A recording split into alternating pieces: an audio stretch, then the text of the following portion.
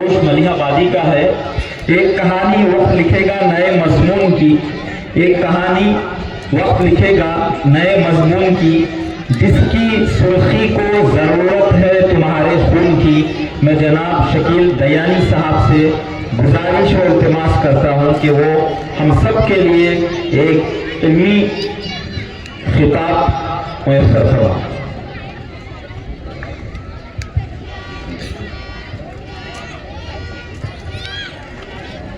السلام علیکم ورحمۃ اللہ وبرکاتہ۔ الحمدللہ رب العالمین، نحمد و نصلی علی رسولہ الکریم۔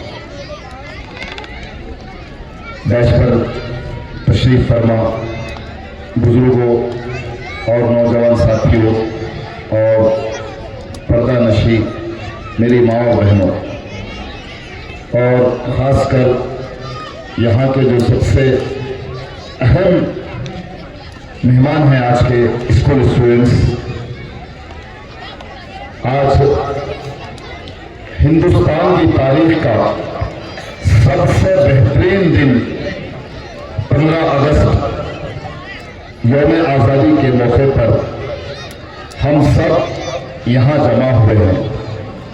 میں سمجھتا ہوں کہ پچھلے 8 سال سے ہم سب لوگ مل کر کے انڈیپینڈنس ڈے اور ریپبلک ڈے کے موقع پر یہاں پر اس جلسے کو منعقد کرتے ہیں۔ میں آج اس موقع پر جنگ آزادی کے ان لوگوں کے مختصر سی بات آپ کے سامنے رکھنے کی کوشش کروں گا۔ دراصل ہندوستان کی جو آزادی کے لیے لڑائی لڑی گئی ہے، یہ لگ بھگ میرے اندازے کے مطابق 350 سال کے قریب کی لڑائی ہے۔ جیسے کہ ہم سب جانتے ہیں، یہ ہمارا ملک ہندوستان، جسے بھارت اور انڈیا بھی کہا جاتا ہے، ساری دنیا میں سب سے زیادہ قدرتی وسائل یعنی نیچرل ریسورسز کا بہترین خزانہ ہے، اور ہندوستان کی ترقی کو دیکھتے ہوئے کچھ ممالک کو اس کی آمدنی کے جو ذریعے تھے اس کو لوٹنے کے لیے یہاں پر پہنچے۔ لگ بھگ 1601 کا واقعہ ہے، جس وقت یہاں پر پرتگیز اور فرانس پہلے سے ہی موجود تھے، اور اس سے پہلے قبل کئی صدیوں تک عرب ممالک کا یہاں تجارت کے لیے آنا جانا، اور ہمارے ملک ہندوستان کے بہت ہی قریبی تعلقات عرب ممالک سے تھے۔ جیسے ہی پرتگیز، فرانس اور انگلینڈ، یوکے کو پتا چلا کہ ہندوستان جو ہے یورپ اور ایشیا کے اندر یہاں کے نیچرل ریسورسز، یہاں کے سامان کی بہت زیادہ قیمت ہے، اس ملک کو لوٹنے کی خاطر عربوں کو سمندر کے ذریعے روکا گیا۔ عربوں سے چھوٹی چھوٹی جنگ کے ذریعے ان کو روک کر کے، خاص کر ساحلی علاقوں پر جو مہاراشٹر کا اوشن ہے، سمندر ہے، اور گوا کا سمندر اور کیرلا کے علاقے ہوتے ہیں، ان علاقوں پر ان لوگوں نے قبضہ کر کے ہندوستان میں، ہمارے ملک میں تجارت کے سلسلے سے یہاں پر اپنے قدم جمائے۔ اور اس وقت کی ایک اہم شخصیت، شاید ہم لوگوں نے بہت ہی کم نام سنا ہوگا، جو کیرلا سے تعلق رکھتے تھے، ہندوستان کے سب سے پہلے مجاہد آزادی میں انہیں مانتا ہوں، محمد علی کومیانی، جنہوں نے سمندر میں واسکو گاما اور دیگر پرتگیز اور فرانسیسی سے مقابلہ کیا۔ اس کے بعد جن واقعات کو ہم جانتے ہیں، انگریزوں نے آ کر کے پرتگیز اور فرانس کے اپوزیشن میں ہندوستان کے راجا اور مہاراجاؤں کی مدد کر کے पोर्टुगीज को और फ्रांसीसीज को यहाँ से निकाला और अंग्रेजों ने अपने खत्म समाए। मैं अपनी बात को बिल्कुल मुख्तसर करते हुए, क्योंकि तारीख दोहराने का वक्त नहीं है यहाँ पर, इसके बाद जिस तरीके से हम जानते हैं ईस्ट इंडिया कंपनी हिंदुस्तान में कायम हुई। अजीज साथियों और दोस्तों, जब कभी दुश्मन कहीं घुसता है, दाखिल होता है, तो सबसे पहले वो अपने इरादों को मुकम्मल करने के लिए किसी चीज का सहारा पकड़ता है। तो इसी तरह से अंग्रेजों ने हिंदुस्तान में तिजारत करने के गर्ज से मुगल बादशाह जहांगीर से इजाजत मांगी और मछलीपट्टनम में अपनी एक छोटी सी कंपनी कायम की। इसके बाद आहिस्ता आहिस्ता अपने नापाक इरादों के जरिए हिंदुस्तान के अंदर फैलते गए और इसी तरीके से कलकत्ता के अंदर एक और ईस्ट इंडिया कंपनी कायम की।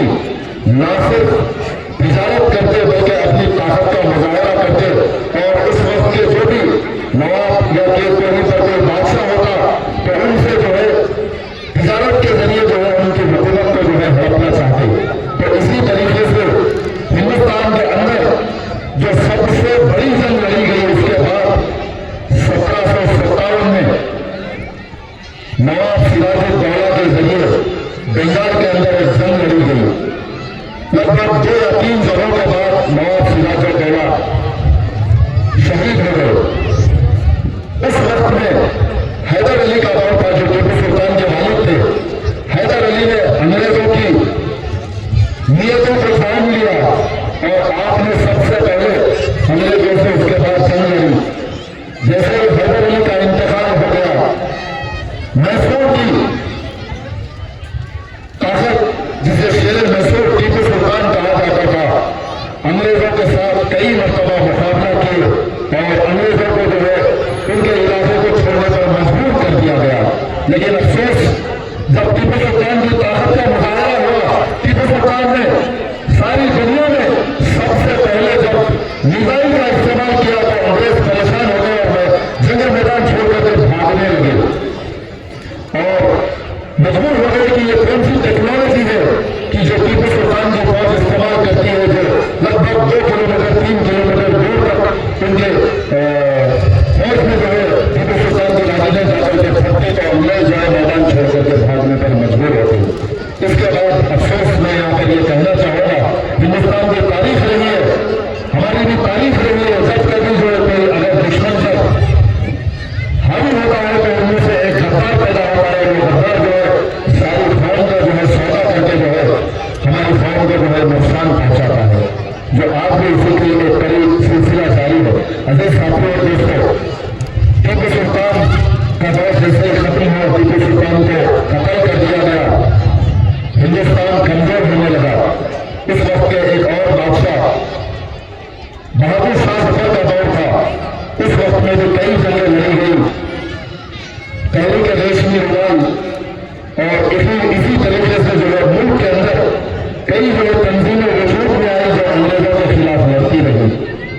एक और अहम वाक़या जिसको हम हमेशा याद करते हैं कि एक मैदान में जो है बहुत सारे हिंदुस्तानी जमा थे और अंग्रेजों ने 1857 का वक्त है, अंग्रेजों ने उस वक्त की बढ़ती हुई मुखालिफत को देखकर हिंदुस्तान के शहरियों की जो ताकत थी आजादी के लिए एक जगह जमा होकर के उस वक्त में उन्होंने इनकलाब जिंदाबाद का जो नारा बुलंद करते हुए अंग्रेजों को जो है मुल्क छोड़ने के लिए जो है बार बार इसरार कर रहे थे। सारे मुल्क के अंदर जगह जगह जो है अंग्रेजों के खिलाफ मुहिम चलाई जा रही थी।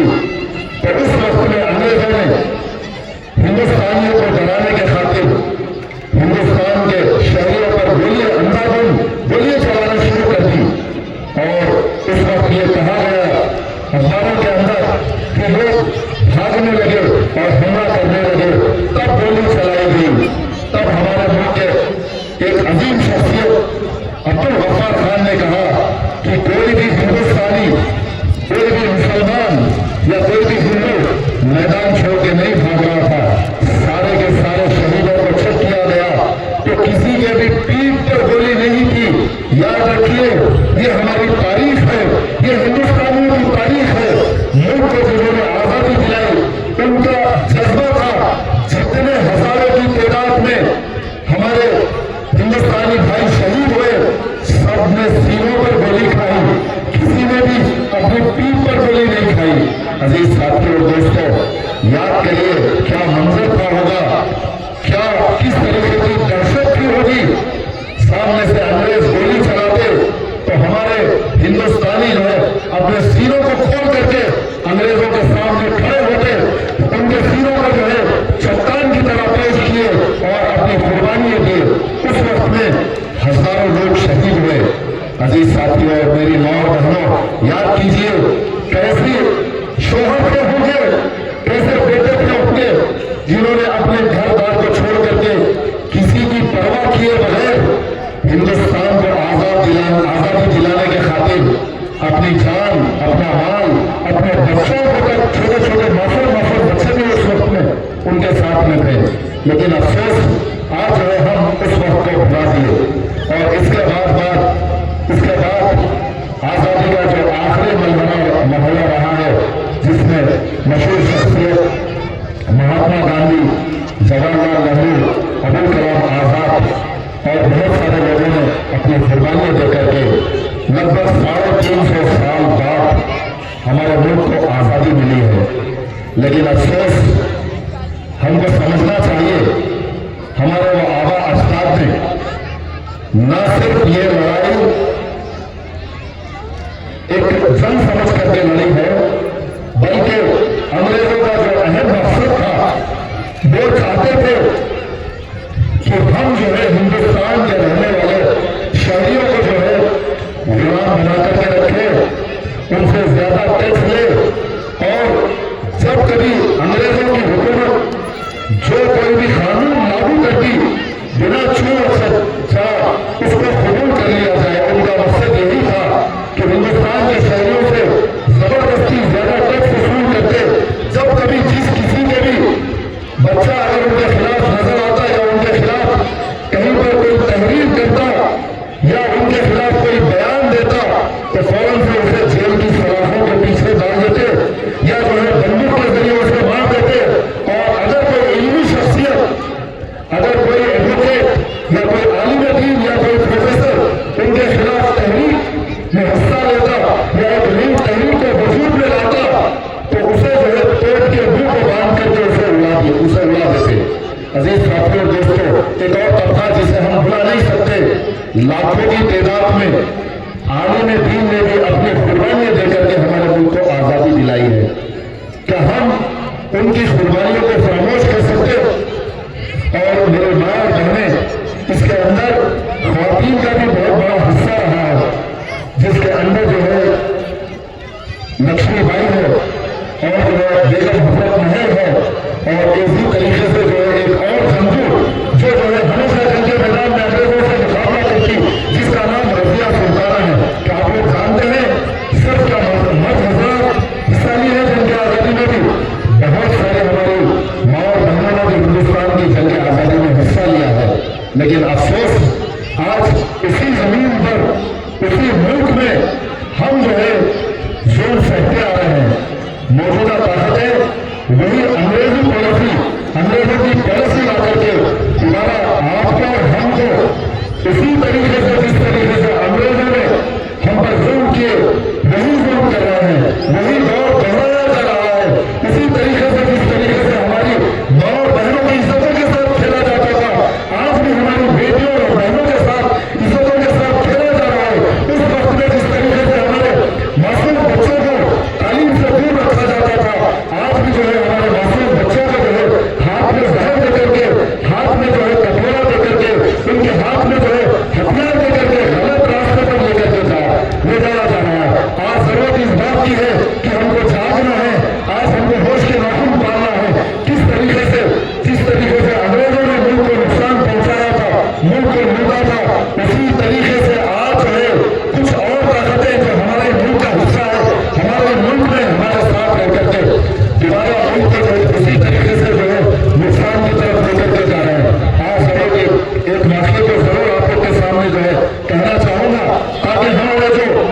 सो रहे हैं वो जाग जाए।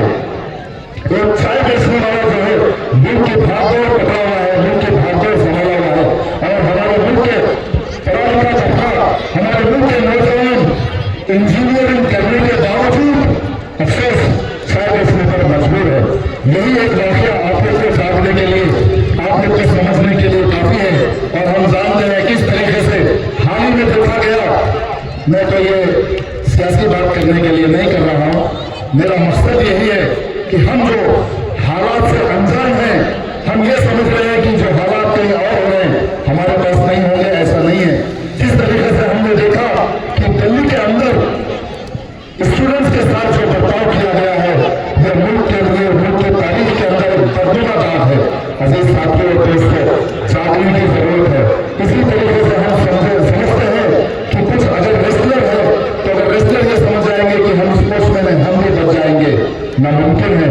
हमने देखा कुछ साल पहले जो है रेसलर्स के साथ हमारी दो बच्चियां जो मुल्क का नाम रोशन करने के लिए दिगर मुल्क में जाकर के एशियन गेम्स के अंदर और दूसरे गेम्स के अंदर हिस्सा लेकर के हमारे मुल्क को मेडल दिलाई है, हिंदुस्तान का नाम रोशन किया है, उनको भी किस तरीके से जो है उनकी इंसल्ट की गई, किस तरीके से रोड पर उनको घसीटा गया।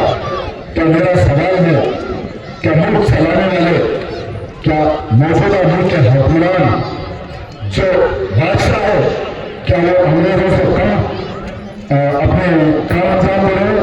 नहीं अजीज साथियों और दोस्तों, आज हम सबको जागने की जरूरत है। मुल्क के हालात बदलने के लिए हम सबको मैदान में आना पड़ेगा। अगर हम अपने घरों में बैठे रहेंगे तो वो दिन दूर नहीं, किसी दिन जो है जुल्म के शिकार हम भी होंगे, हमारी माँ बहनें भी होंगी और हमारे बच्चे भी होंगे। बहरहाल मैं आखिर में आप लोगों से यही गुजारिश करना चाहूँगा इस मौके पर कि मुल्क के हालात जिस तरफ जा रहे हैं, हमको ज़रूरत है कॉन्स्टिट्यूशन, दस्तूर हमको जो हक देता है वो दस्तूर के दायरे में रह करके हम जहाँ कहीं जब कभी जिसके साथ भी नाइंसाफी होगी वहाँ कम से कम ठहरे रहे और ठहरे रह करके दो अल्फाज बोले, अपनी जुबान पे खोले। एक मशहूर शख्सियत अबुल कलाम आजाद, हम सब जानते हैं, हिंदुस्तान के पहले एजुकेशन मिनिस्टर रह चुके हैं। जब अंग्रेजों से मुकाबला करते तो अंग्रेजों के खिलाफ जब अखबार में लिखते अल-बलाग के अंदर तो उन्हें जेल में डाल दिया गया, उनके अखबार को बंद कर दिया गया। न सिर्फ यही बल्कि उनके घर को तोड़ दिया गया। अबुल कलाम आजाद ने कहा, जब कभी मैं बोलना चाहा तो मेरी जबान काट दी गई, जब कभी मैं लिखना चाहा तो मेरे हाथ काट दिए गए, जब कभी मैं चलना चाहा तो मेरे पैर काट दिए गए। तो अजीज साथियों और दोस्तों, वक्त इजाजत नहीं देता। यही हमारे हिंदुस्तान की तारीख रही है। जब कभी हिंदुस्तान के अंदर जालिम ताकतों ने अपना सर उठाया, हमारे एक बेहतरीन तबका खासकर नौजवान और माए बहनों ने मिल करके उस सर को नीचा कर दिया, उस सर को जो है झुकने पर मजबूर कर दिया। आज जरूरत इस बात की है, मुल्क को दोबारा बचाने के लिए हमको खड़े रहना है। मुल्क को जो है तरक्की की तरफ लेके जाने के लिए हमारे नौजवानों बच्चों को सही रास्ता दिखलाना है और वो रास्ता तालीम के जरिए हम हासिल कर सकते हैं। बहरहाल किसी और मौके पर इंशाअल्लाह ताला अपने ख्यालात का इजहार करूंगा। मैं आप तमाम अहबाब जिन्होंने हमारी दावत पर यहाँ तशरीफ लाए हैं और खासकर वो ख्वातीन को भी मैं सलाम करता हूँ कि इतनी धूप में आप लोग बैठे हैं और अपना कीमती वक्त यहाँ पर दिए हैं। मैं समझ सकता हूँ आपकी तकलीफ का मुझे जो एहसास है और नौजवान